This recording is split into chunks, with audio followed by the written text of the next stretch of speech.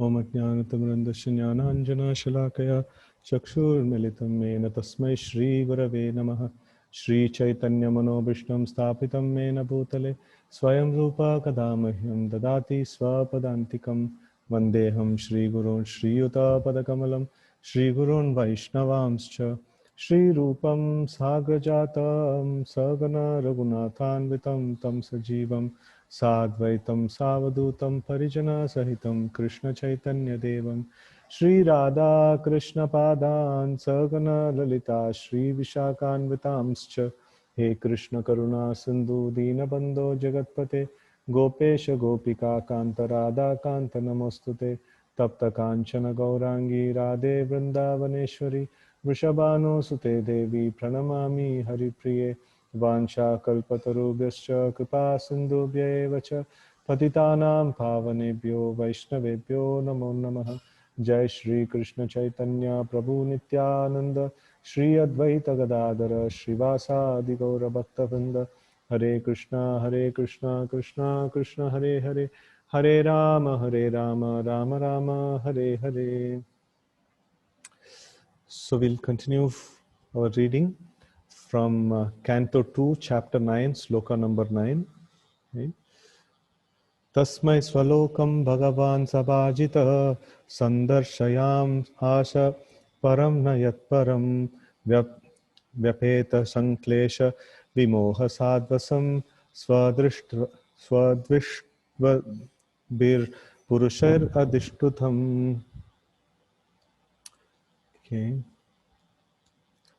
Translation: the personality of Godhead, being thus very much satisfied with the penance of Lord Brahma, was pleased to manifest his personal abode, Vaikuntha, the supreme planet above all others. This transcendental abode of Lord is adorned by all self-realized persons, freed from all kinds of miseries and fear of illusory existence. Purport: the trouble of penance accepted by Lord Brahma were certainly in the line of devotional service, that is bhakti. Otherwise, there was no chance that Vaikuntha or Swalokam, the Lord's personal abodes, would become visible to Brahmaji. The personal abodes of the Lord, known as Vaikunthas, are neither mystical nor material, as conceived by the impersonalists. So this always these two things accompany when we define the pure devotional service, that is the yoga and jnana, or karma, yoga and jnana. So these things, it is freed from all these three contaminations. Even the pure devotional service, the definition comes as jnana karmadi anavritam. So like here we see that mystical means it could be either the jnana or the Ashtanga yoga process, or the material means like it's karma yoga process. So it is not to be achieved by any of these means. The Vaikuntha can only be achieved by the process of devotional service. No, otherwise it is not possible to be this particular revelation for Brahma to get. Okay, so it is Vaikunthas are neither mystical nor material as conceived by the impersonalists, but realization of the transcendental abodes of the Lord is possible only through devotional service, and thus the devotees enter into such abodes.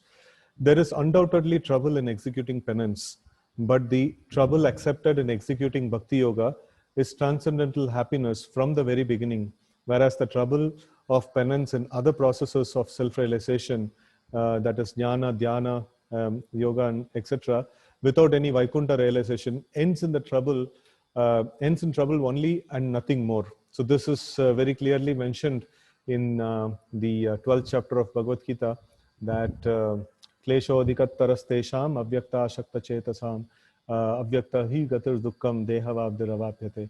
So this is other processes, they give a lot of pain. The penances that is undertaken, it gives a lot of pain, and what is achieved after all those things is at the max some liberation from the material world. So there is nothing much after that.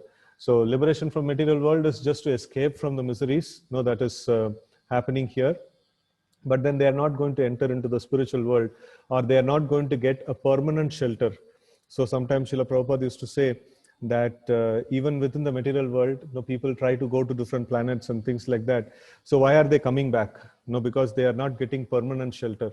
So in the same way, the jnanis who get the liberation, so that is also mentioned in Bhagavatam, that enye ravindraksha vimukta maninas tvayasta bhava davishuddha buddhaya aruhya kachena param padam tata patanti yada anadrita yushmadangre.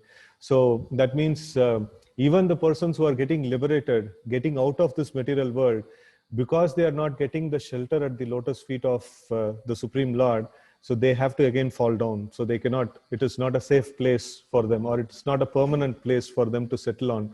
So in that way, we can see that the pain and the pain that is undergone by this jnana yogis and dhyana yogis, so they get at the max liberation, and which is not permanent, which they have to again fall down into this material world after some time.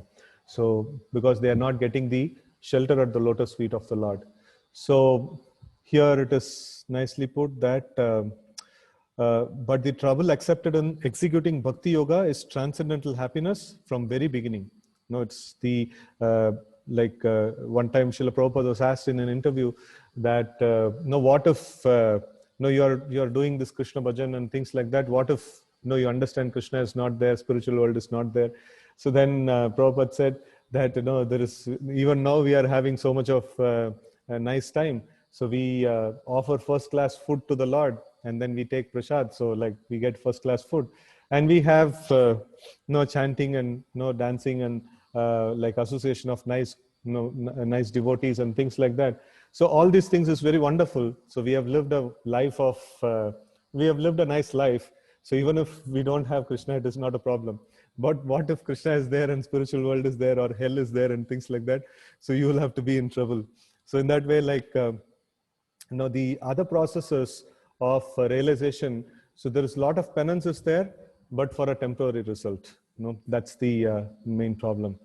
And there is no profit in beating husk without grains. Similarly, there is no profit in executing troublesome penances other than bhakti yoga for self-realization. Right? So this is, in many sessions, we had discussed few important slokas in this connection. So one is that Bhagavat Bhakti Hinasya Jati Shastra Japas Tapas Apranasya Dehasya Mandanam Loka Ranjanam. So if there is no Bhagavat Bhakti, all the other Jati Shastra Japa Tapa, like even the penances that we are talking about, so it is all decorations on the dead body. And then we have also discussed this another sloka which says Naishkarmyam api achyuta bhava varjitam nashobanam jnanam alam niranjanam kuta punas shashvadabhadrameshware nacharpitam karma yadappa karanam. So this says that how even the Nishkama Karma Yoga or Jnana Yoga, all of them, if it is Achyuta Bhava Varjitam, if it is without the devotion to the Supreme Lord, Nashobanam, it is not very wonderful, or it is not very attractive. And then what to speak about the ordinary Karma Yoga, that is like completely abhadra. So that is what the Srimad Bhagavatam says. So in this way, the penances and austerities and the pain that is undertaken in the process of Jnana Yoga and Dhyana Yoga, so they result in temporary result, and then it is not giving much of benefit. But then Bhakti Yoga is a happy process right from the beginning. So there is all profit, and then there is the process also, it's not done susukam kartam avyayam. So the process is also done in a very happy way. Okay? So next paragraph, executing Bhakti Yoga is exactly like sitting on the lotus sprouted out of the abdomen of the transcendental personality of Godhead, for Lord Brahma was seated there. Brahmaji was able to please the Lord, and the Lord was also pleased to show Brahmaji his personal abode. Srila Jiva Goswami, in the comment of his Krama Sandarbha, annotation of Srimad Bhagavatam, cites quotation from the Brihad Aranyaka Upanishad, the Vedic evidence. It is said that Yajnavalkya described the transcendental abode of the Lord to Gargi, and the abode of the Lord is situated above the highest planet of the universe, namely Brahmaloka. This abode of Lord, although described in revealed scriptures like Bhagavad Gita and the Srimad Bhagavatam, remains only a myth for the less intelligent class of men with poor fund of knowledge. Herein, the word Swadrishtva Bihi is very significant. One who has actually realized his self, realizes the transcendental form of one's self. The impersonal realization of the self and the supreme is not complete because it is just the opposite conception of material personalities. Right? So this is a very important aspect, that one who realizes his self, he no, like he realizes, that means like, no, if he realizes the Supreme Lord, he can also see him. So in yesterday's one of the purports, it is mentioned that if the sun is seen, so then we can see ourselves, then we can see everything around us.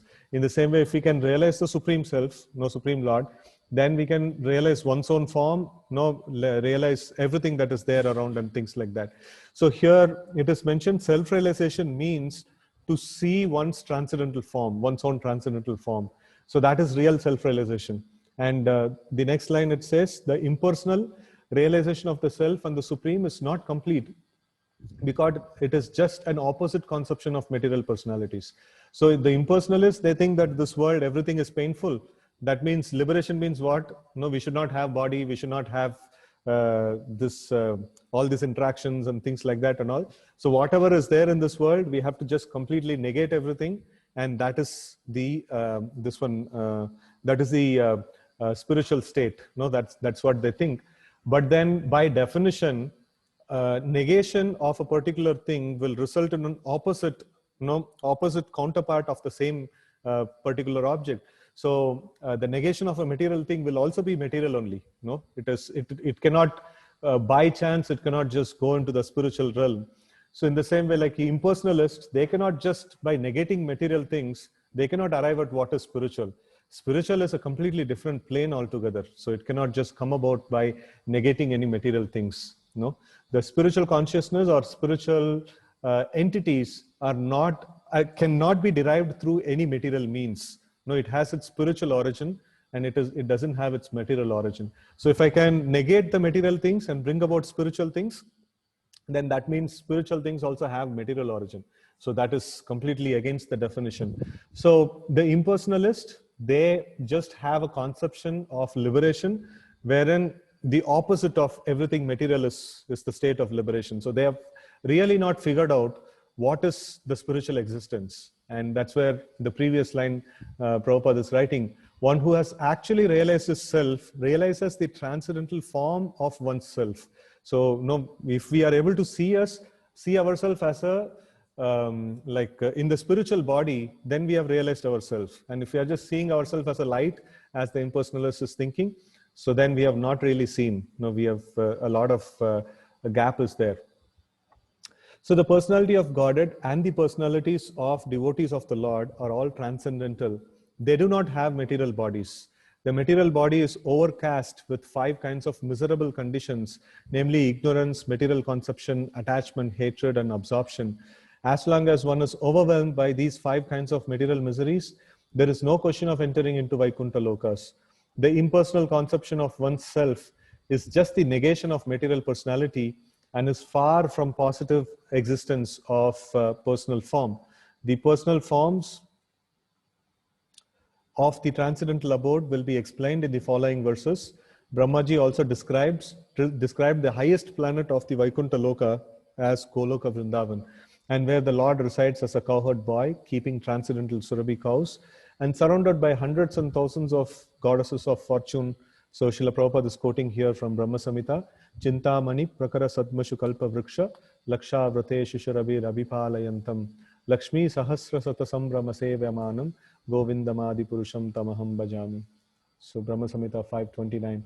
The statement of Bhagavad Gita, Yad Gatva na Nivartante Taddama Paramam Mama, so that is Natad Bhashayate Shuryo Na Sashanko Na Pavakaha, Yad Gatva na Nivartante Taddama Paramam Mama.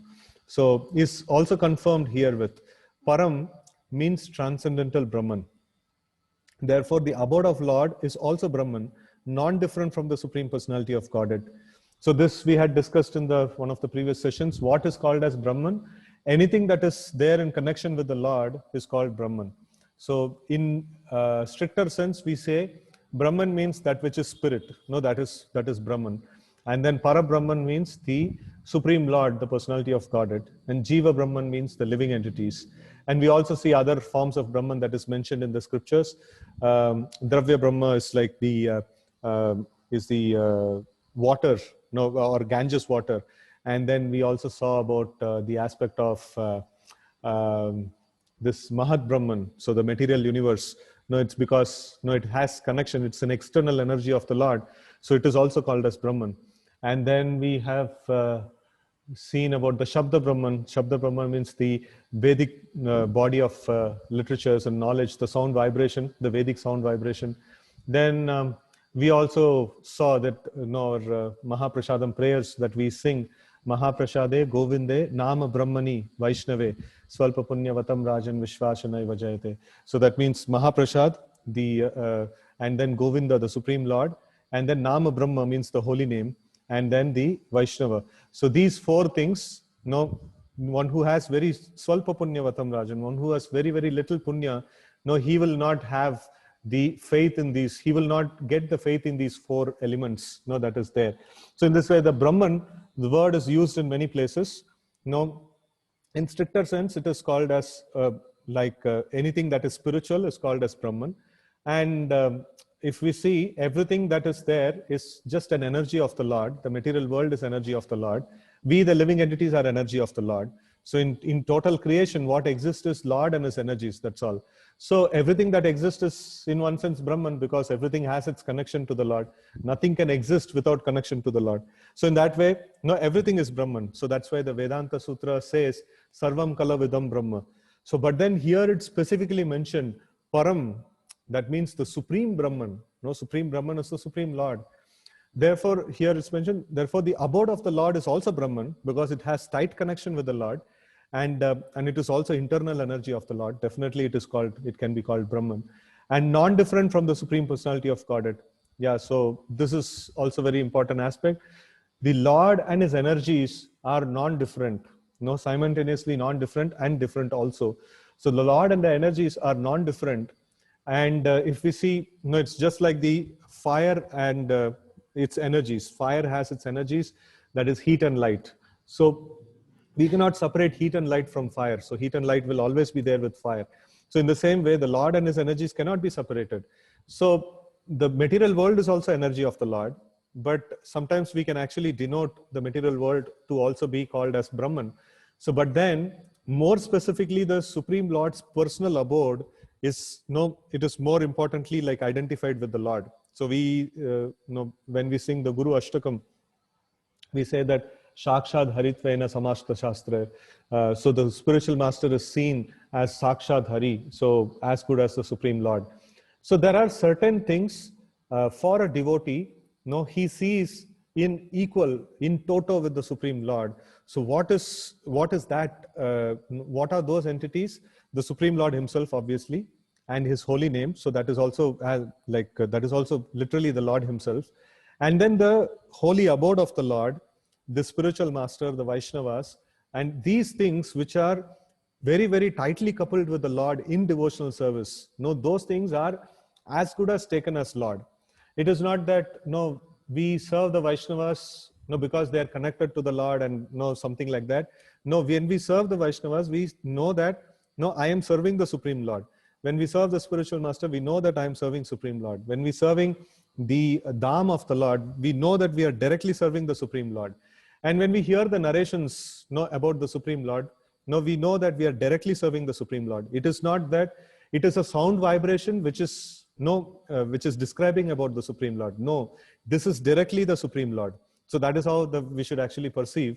So in this way, we can see that the Vaikuntha, or the abode of the Lord, is non-different from the Supreme Lord in a very, very, intimate way. Right? So the material world is also non-different from Supreme Lord. It is not in a very intimate way. It's very, very distant. It's a very distant connection that the material world has. But then these entities, which are very tightly coupled with the Lord, so they are as good as Lord, and worshipping them is as good as worshipping the Supreme Lord. So the material world is as good as Lord, but then by worshipping material world, we cannot say it is as good as worshipping the Supreme Lord. It is distant. That is why it is called external energy. So these elements, which are very, very close to the Lord, they are non-different from the Supreme Lord in a much more stricter way. Right? So the Lord is known as Vaikuntha, and Lord also has a name called Vaikuntha, and his abode is also called as Vaikuntha. Such Vaikuntha realization and worship can be made possible by transcendental form and sense. Okay, so text 10.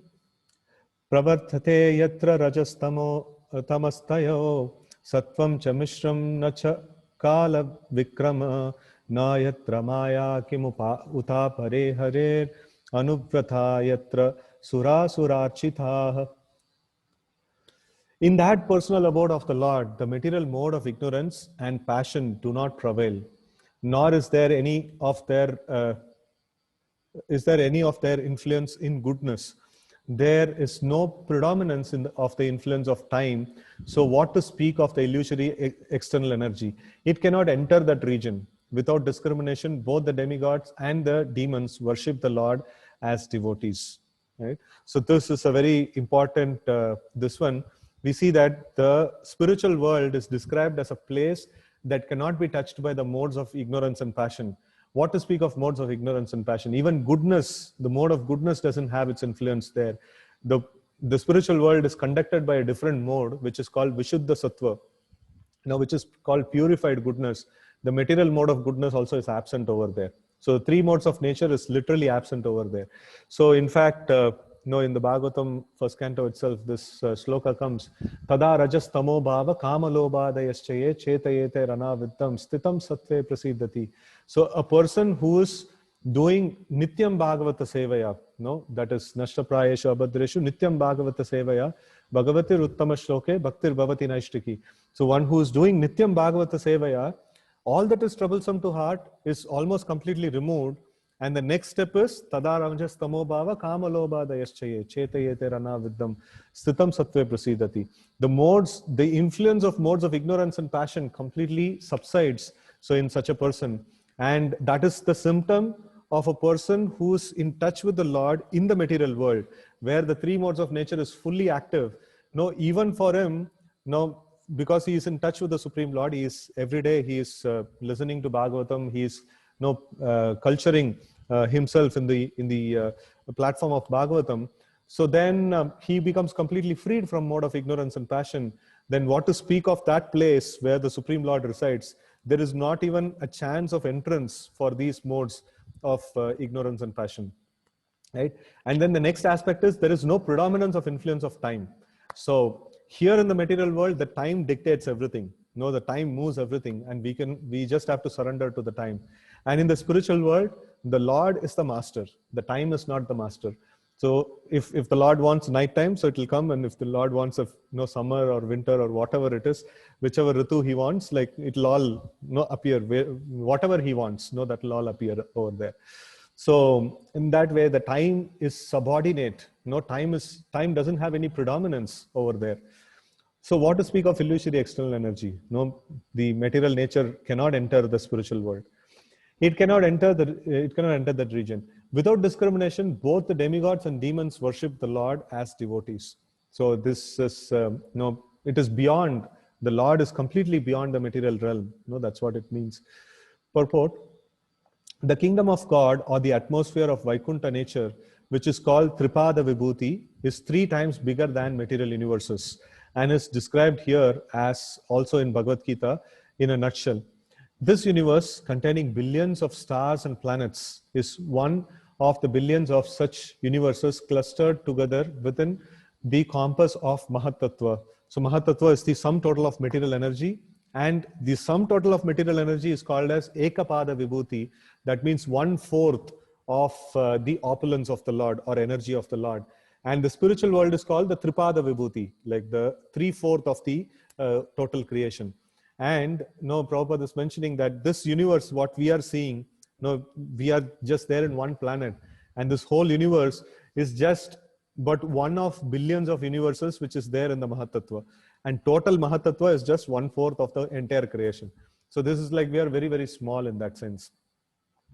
And all these millions and billions of universes combined together constitute 1/4 of the magnitude of the whole creation of the Lord. There is the spiritual sky also. Beyond the sky are the spiritual planets under the names of Vaikuntha. So Vaikuntha is not a name of a specific spiritual planet. Vaikuntha is a generic name. Vaikuntha is also kind of definition by negation. No, Kunta means misery, and Vaikunta means a place where there is no misery, right? So they all of them are in general called as Vaikunta, and all of them constitute 3/4 of the entire creation of the Lord. That means maximum population is there in the spiritual world. God's creations are always innumerable. Even the leaves of a tree cannot be counted by a man, nor can the hairs on his head. However foolish men are puffed up with the idea of becoming God himself, though unable to create a hair of their own bodies. Men may discover so many wonderful vehicles of journey, but even if he reaches the moon by his much advertised spacecraft, he cannot remain there. The sane man, therefore, without being puffed up, as if he were the God of the universe, abides by the instructions of the Vedic literatures, the easiest way to acquire knowledge and transcendence. So let us know through the authority of Srimad Bhagavatam of the nature and constitution of the transcendental world beyond the material sky. In that sky, the material qualities, especially the mode of ignorance and passion, are completely absent. The mode of ignorance influences a living entity to the habit of lust and hankering, and this means that in Vaikunta, the living entities are free from these two things. So mode of passion is lust or like hankering, and the influence of the mode of ignorance is na soshati na kankshati. So that sloka, Brahma Bhuta Prasannatma na soshati na kankshati. Thinking about the past and lamenting is the influence of mode of ignorance, and then thinking about the future and hankering for what is to be God is the influence of mode of passion. So these two things, in general, like we put, here it is mentioned, the mode of ignorance influences a living entity to the habit of lust and hankering. So when we define, there is multiple levels of definition. So when we define the material things in material realm, so then we call as ignorance and passion. But from the spiritual perspective, both ignorance and passion are ignorance only. So it is called as the mode of ignorance influences the habit of lust and hankering. So more specifically, this is towards the mode of passion actually. So, and this means that in Vaikunta Loka, the living entities are free from these two things. That means they don't have this greed or desire to satisfy one's own senses. They are so much like absorbed in thought of serving the Lord, and the Lord is so much absorbed in thought of serving his devotees, and there is a natural, very nice competition of service that is going on there, and nobody is even thinking about satisfying one's own self. No, everyone is thinking about satisfying the Lord, and the Lord is thinking about satisfying the devotees, and the devotees are also thinking about satisfying other devotees, who are very nicely engaged in service of the Lord. So in this way, they are very, very nicely satisfied, and they don't have any lust and hankering, right? So that's completely absent over there. As confirmed in Bhagavad Gita, in the Brahma Bhuta stage of life, one becomes free from hankering and lamentation. Na soshati na kankshati. Therefore, the conclusion is that the inhabitants of Vaikunta planets are all Brahma Bhuta living entities, as distinguished from the mundane creatures who are all compact in hankering and lamentation. When one is not in the mode of ignorance and passion, one is supposed to be situated in mode of goodness in material world. Goodness in the material world also at times becomes contaminated by touches of modes of passion and ignorance. In the Vaikunta Loka, it is unalloyed goodness only. This is Vishuddha Sattva. It's like completely purified goodness. The whole situation there is one of freedom from illusory manifestations of external energy. Although illusory energy is also part and parcel of the Supreme Lord, illusory energy is differentiated from the Lord. That's why the illusory energy or material nature is called as external energy. External energy means an energy that is separated. So when Krishna explains this particular concept in Bhagavad Gita, he uses this particular word, Binna Prakriti Rashtada. So, Bhumi Rapo Anala Vayo, Kammano Buddhi Revacha, Ahankara Mityamme Binna. Binna means like it is different. So, it is not, that is why we define that as external energy, or a energy that is kept little far from the Lord, that is not directly in connection with the Lord. But then the living entities, they are more closely related to the Lord, and the spiritual creation, that is the internal energy of the Lord, that is very, very intrinsic, to him. That is why many times we use the internal energy as Atma Mayaya. no, one's own, and swamayaya, and things like that. So one's own energy, no, one's like Lord's personal energy. It is not separated energy. It is very, very personal energy of the Lord. And the material world, when Lord wants to manage, he puts Lord Shiva in charge and Mother Parvati as in charge.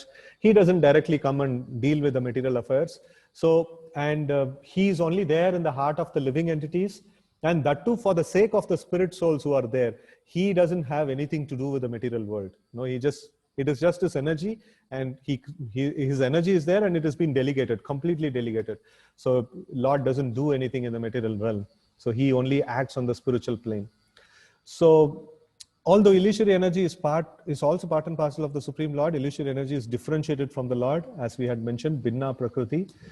The illusory energy is not, however, false as claimed by monist philosophers. The Shankaracharya's followers, they say that this Brahma Satya and Jagat Mithya. Mithya means like it is false. No, but we don't accept it as false because it is energy of the Lord. It is true as the Supreme Lord, but then it is temporary in its manifestation. And here Prabhupada is giving one of the examples that is given by the impersonalist. So the rope accepted as a snake may be an illusion to a particular person, but the rope is a fact and the snake is also a fact. So the illusion of water on hot desert may be illusion for the ignorant animal searching for water in the desert, but the desert and the water are actual facts. So that means we can only think about those things which has some reality. So we cannot just think about something which doesn't have any reality at all. So in that way, we can see that there is some reality in. They say, the impersonalists, they say that one person, he just got up early in the morning, and then he came out and he saw a snake and he got afraid, and then later on when the sun completely risen, so he went out and saw it. It was just a rope. So what he was seeing, the snake, that was an illusion. So in the same way, this material world is full of illusion. Right, so that is something like that they tell about, and you think that you are a person, you are a person, you are an entity. All this thing is illusion. So a better analogy, an analogy is appropriate if there is many similarities that is there between the analogy and the object that we are trying to explain through this analogy. But then in this analogy, we see that this person who is stepping out and then he's seeing and he mistaking the rope to a snake, he is a person, he's imagining that he's that particular object as a snake. So but then who is this person? In the impersonalist conception, there is no vyaktitva, there is no personality at all. So who is imagining that he is this body or he's this personality and things like that? So for them, everything is a light. How can they imagine such a thing? So who is that person who is imagining? So they don't have any answer for it. And then he saw something and then he became illusioned. He saw the rope, but then he became illusioned and he's thinking that it is snake. But then in the Mayavad philosophy, there is nothing that exists apart from Brahman. So what is that this person has seen? First of all, there is no person only for them. So if we think that there is a person, then what is that he saw? There is a rope that is there that has an entity. So in this way, this examples that the impersonalist quote is it is quite cumbersome, and it doesn't actually substantiate their claim that there is no personality that exists. Everything that exists is this one big Brahman and light that is there. So that is quite difficult for them to substantiate. Okay, so in this way they give a lot of examples. This water in the desert, that is mirage, and the snow on the snake and the rope and things like that. So therefore, the material creation of the Lord may be an illusion to the non-devotees, but to a devotee, even the material creation of Lord is a fact, as the manifestation of his external energy. But this energy of the Lord is not at all, but this energy of the Lord is not all. No, it is not all. So there is much more is there, the Lord's energies. The Lord has his internal energy also, which has another creation known to be the Vaikuntha Lokas, where there is no ignorance, no passion, no illusion, no past and no present. So there is, like in the translation itself, it was mentioned that there is, the time doesn't have a predominance over here. So the time cannot dictate, now this time is past and like, and you will have some time in the future. So on those things, so that is not there. So you can anytime rewind and go back. Anytime you can go in the forward. So it's like the time is, no, time cannot control the spiritual world, right? So with a poor fund of knowledge, one may be unable to understand the existence of such things as the Vaikuntha atmosphere, but that does not nullify its existence. The spacecraft cannot reach these planets does not mean that there are no such planets, for they are described in the revealed scriptures, right? Pantastu koti satavatsara sampragamyo vayo rathapi manaso munipungavanan sopyasti yat pravada simni avichinta tatve govindamadi purusham tamaham bhajami. So that planet of the Supreme Lord is not possible to achieve, go there, even if we travel at the speed of mind, it is not possible. So then these spacecrafts which travel at some kilometers on speed and things like that, so that can never go over there. So as quoted by Srila Jiva Goswami, we can know from the Narada Pancharatra that the transcendental world or Vaikuntha atmosphere is enriched with transcendental qualities. These transcendental qualities, as revealed through the devotional service of the Lord, are distinct from mundane qualities of ignorance, passion, and goodness. Such qualities are not attainable by the non-devotee class of men. In the Padma Puran, Uttarakanda, it is stated that beyond the 1/4 part of God's creation is 3/4 manifestation. So that Ekapada Vibhuti and Tripada Vibhuti is substantiated here with the citation from Padma Puran. The marginal line between the material manifestation and the spiritual manifestation is the Viraja river, and beyond the Viraja, which is a transcendental current flowing from the perspiration of the body of the Lord, there is a 3/4 manifestation of God's creation. Okay, so this is the dividing element. So there is, if a person can cross over the river of Viraja, so that means he has gone to the other side, that is Vaikuntha Loka. So otherwise, this material planets, the material universes are there, and the spiritual universe is there, and between that, this vast portion of water is there. So that is called the Viraja Nadi. And when Lord Vamana, when he cracks open the universal shell, so the water from the Viraja actually comes inside, and that is celestial water. And that's what we get as the Mother Ganges, the water that is flowing in our India. And so,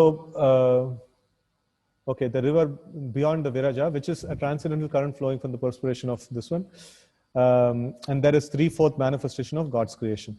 This part is eternal, everlasting, without deterioration, and unlimited, and it contains the highest perfectional stage of living conditions. In the Sankhya Kaumudi, it is stated that unalloyed goodness or transcendence is just opposite to the material modes. So the material mode is 3 modes of goodness, passion, and ignorance, or we call it as ignorance is opposite to the knowledge. And then we have the same, like the spiritual qualities, Sat, Chit, and Ananda. So that is like, or we, in another terms, we call it as Samvit, Sandhini, and Haladini. So like that, these are all the spiritual world is made of these substances. So when we call the spiritual world is Satchitananda, so that means the spiritual world is made of these elements, as good as when we say the material world is made of this 3 modes of nature, goodness, passion, and ignorance. Everything, every object can be traced out, back to its original modes, from where it has originated. So in that same way, like the spiritual world is also combination of these 3 basic entities, that is Sat, Chit, and Ananda, or in other words, Samvit, Sandhini, and Ladini. So all living entities there are eternally associated without any break, and the Lord is the chief and prime entity. In the Agama Puranas also, the transcendental abode is described as follows. The associated members there are free to go everywhere within the creation of the Lord, and there is no limit to such creation, particularly in the region of 3/4 magnitude. So whenever the scriptures talk about Tripada Vibhuti or this 3/4 magnitude, it generally denotes to the Vaikuntha Lokas. And the people, the residents of Vaikuntha Lokas, they don't have any limit. They can travel anywhere and everywhere. They don't need to take any e-pass and things like that. They can go anywhere. So since the nature of that region is unlimited, there is no history of such association, nor is there end of it. So there is like, what is it? There is unlimited, this one is there. Nobody can even attempt to write a history about it. And there is no end to it. No, there is like unlimited it is. The conclusion may be drawn that because of the complete absence of mundane qualities of ignorance and passion, there is no question of creation nor of annihilation. So, like how it is connected, why this kind of a substantiation is there. Creation means creation is done in mode of passion, and annihilation is done in mode of ignorance.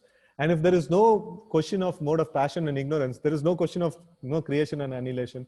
So, like that's the natural deduction that is coming here.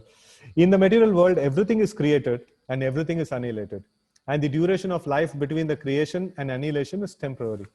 In the transcendental realm, there is no creation and no destruction, and thus the duration of life is eternal, unlimitedly.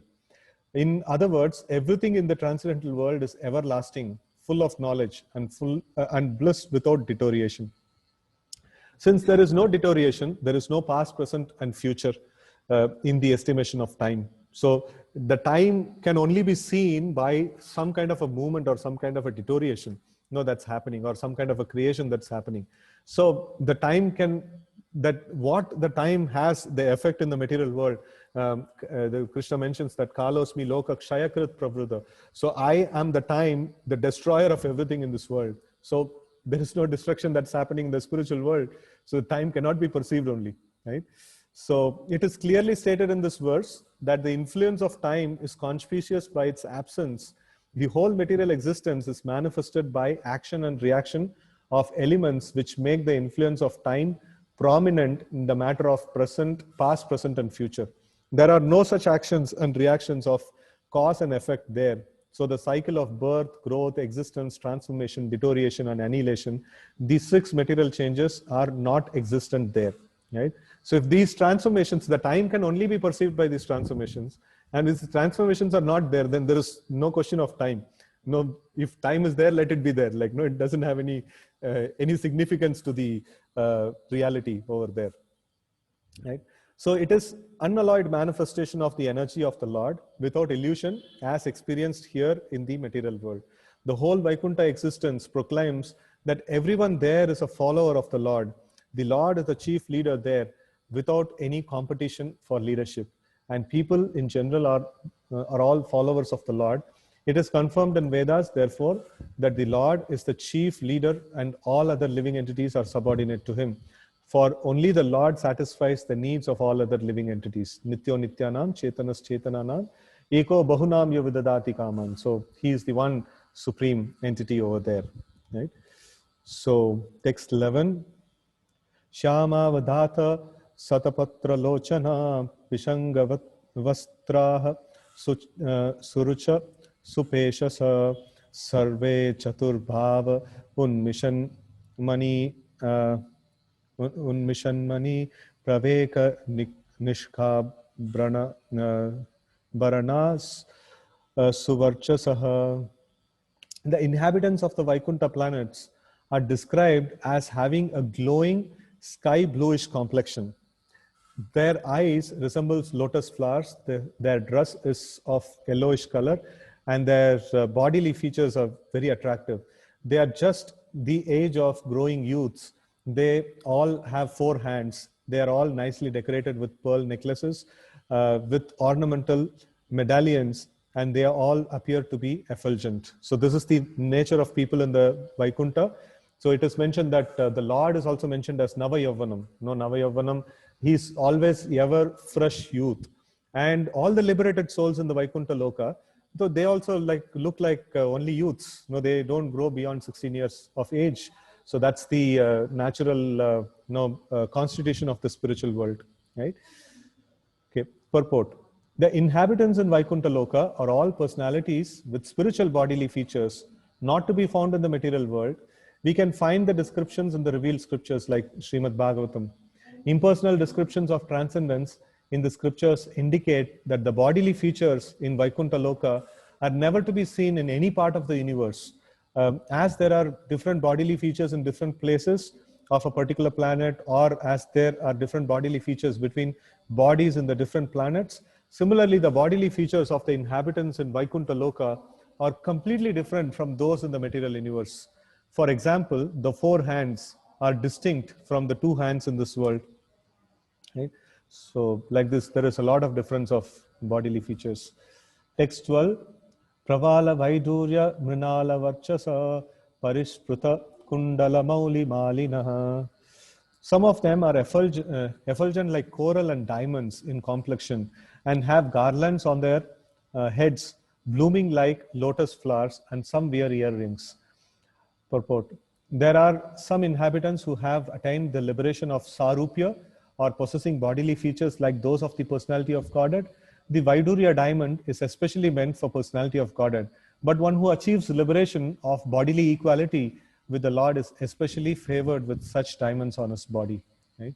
So this is Sarupya liberation. Then they have the similar kind of bodily features as the Lord. Text 13. Brajishnubir yap parito virajate lasad vimana valibir mahatmanam vidotyamana pramadottamadyudvi svidyud abhar abhra vilibir yata nabah. The Vaikuntha planets are also surrounded by various airplanes, all glowing and brilliantly situated. These airplanes belong to the great Mahatmas or devotees of the Lord.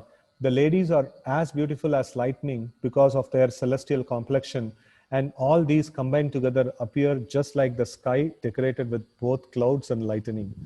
So this is Brahmaji is getting this full vision of Vaikuntha, and then first hand we are able to hear the descriptions about the Vaikuntha. Right? So it is purport. It appears that in the Vaikuntha planets, there are also airplanes brilliantly glowing, and they are occupied by great devotees of the Lord with ladies of celestial beauty as brilliant as lightning. As there are airplanes, so there must be different types of carriages like airplanes, but they may not be driven by machines as we have experienced in this world, because everything is of the same nature of eternity, bliss, and knowledge. The airplanes and the carriages are of the same quality as Brahman. Same quality as Brahman. Although there is nothing except Brahman, one should not mistakenly think that there is only void or no variegatedness, thinking like that is due to a poor fund of knowledge. Thinking like that is a poor fund of knowledge. Otherwise, no one would have such a misconception of voidness in Brahman. As there are airplanes, ladies and gentlemen, so there must be cities and houses and everything else just suitable to the particular planet. One should not carry the idea of imperfection from this world to the transcendental world and not take into consideration the nature of the atmosphere as completely free from the influence of time, etc., as described previously. Okay. So there is a question on Pitru Paksha. What is Pitru Dosha? Can we overcome it just by chanting Hare Krishna mantra, or again rituals are required? Many learned people give this dosha as a reason for sufferings and delays in life. So yeah, so these things, materially speaking, these things can have an effect. But then we have studied this particular shloka from the 11th canto of Bhagavatam. That is Deva Rishi Bhutatta, Ninam Pitrunam, Nayam Kinkara na Rini Charajan, Sarvatmano ya Sharanam Sharanyam, Gato Mukundam Parihirte Kartum. So we have different kinds of Rini. This Pitru Dosha is one of this one. So we have the Rini like Deva, the demigods, and then Rishi, the great Rishis and Munis. Deva Rishi Bhuta, and then Bhuta means the like other living entities. Deva Rishi Bhuta Apta, relatives, and then Bhuta Apta, Ninam, and Pitrunam. So Pitru, it comes there. So all these different doshas, if we are not Krishna conscious, if we are not rendering service to Krishna, then we have to fix all these things one by one. But then it is mentioned that Nayam Kankara Charini Charajan. This is where, it is for a person who is surrendered to the Supreme Lord, Nayam Kankara Rini Charajan, Sarvatmano Yasharanam Sharanyam, Gato Mukundam Parihirta Kartum. So a person who is completely surrendered himself to the process of Krishna consciousness, Gato Mukundam, his Gati is only Mukunda. For him, No, he doesn't need to satisfy, or he doesn't need to fix these doshas one by one. No, it is like no one shot solution for everything. Why? If I want to live a material life, I have so many obligations. I have to fix everything up. But then if I want to live a spiritual life, then there is no material consideration. No, if I have to take shelter of Krishna, I have to take shelter of Krishna completely. No, I cannot have this half material, this one's, and half spiritual, this one. So that will not work out. So anyways, these prayaschitta that has been mentioned for these things, no, they are also material. Pitru dosha is material, and then the prayaschitta is also material. It doesn't have any spiritual significance. So spiritual significance, spirituality means like gato mukundam parhirti kartum. So that is spirituality, right? So I think this answers the question. And now we are almost come to the end of today's time. So now we are there in one wonderful Vaishnava's house, Achyutapada Ravinda Prabhu's house. So I had come here to meet some devotees. So I would like to give you the darshan of his wonderful altar. It's an amazing householder. And nice Grasta devotees having a nice altar here. I'll just stop the share. So this is the Guru Parampara here. And then we have Panchatattva, then Gaur Nitai, Lakshmi Nrsingadev, and then Sri Baladev, Subhadra, and Jagannath. So hope all of you had nice darshan. So we'll meet you all tomorrow again, same time. Hare Krishna. Thank you for joining and giving me a lot of enthusiasm to continue this Bhagavatam reading every day. Thank you very much. Grantaraj Srimad Bhagavatam ki jai, Gaur Bhakta Vrinda ki jai, Srila Prabhupada ki jai. Hare Krishna.